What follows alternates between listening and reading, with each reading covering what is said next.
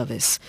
There's been widespread horror at the social media footage coming out of Henan province in central China. People in life or death situations, massive destruction, devastating floodwaters and torrential rains. The provincial capital Zhengzhou, a city of 10 million people, recorded its highest rainfall in 60 years, and scientists have warned that such extreme events are likely to become more frequent. Several cities have been affected and at least 25 people died. Dozens of passengers were trapped in a flooded subway. Others were swept away in cars. Our China correspondent Stephen McDonnell sent this report.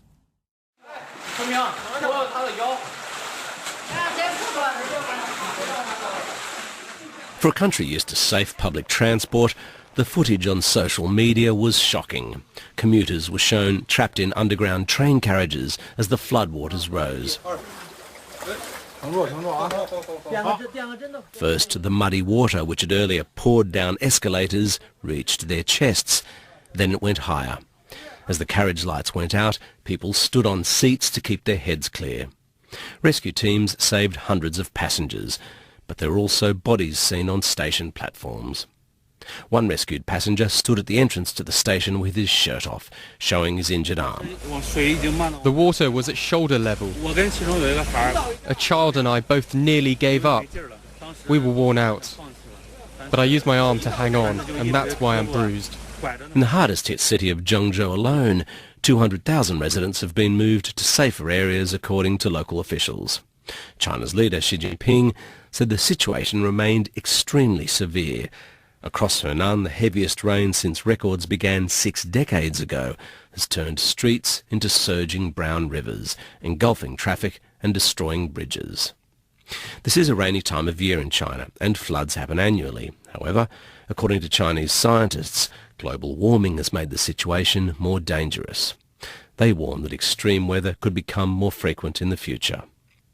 The people of Henan just have to get through the next few days. The heavy driving rain hasn't stopped, and the weather forecasts are saying that there's more to come. That was Stephen McDonnell. Well, with more rain forecast, how have the authorities and the public been responding to this ongoing disaster? Carrie Allen, our China media analyst, has been keeping an eye on who is saying what. All over state media today, you're seeing footage of the police handing out bottles of water and food. You've got firefighters everywhere trying to rescue people who are moving down what looks like a river. The military as well, lots of footage of the officials, the emergency services doing the most they can to help people as the situation escalates. And is that all part of what the Chinese call the concept of positive energy? It absolutely is, yes. This is quite common when you see a natural disaster. You'll see a real emphasis on the good that's being done by not just the emergency services, but also the community. So people really pulling together. You won't hear a big emphasis on the number of deaths, for example, or the number of people who can't be found or who have lost their homes. So one example of this is there's been this nice footage today of a school orchestra who have been stranded at a railway station that's next to a subway. They're not able to go anywhere, so they've decided to play these patriotic songs to try and encourage people and make people feel happy at a really quite scary time.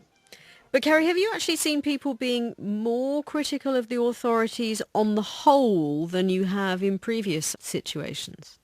I have, yes. What's been really telling this time with this incident is that there has been a message from on high that officials at the local level need to not delay reports of what's happening. They don't need to conceal what's happening.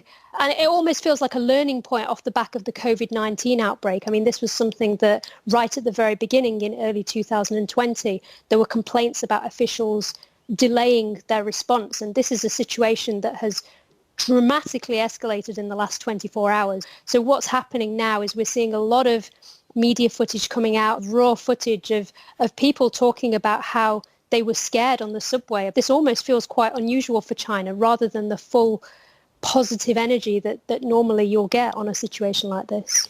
And meanwhile, there is concern at the moment as well, isn't there, about a possible dam collapse?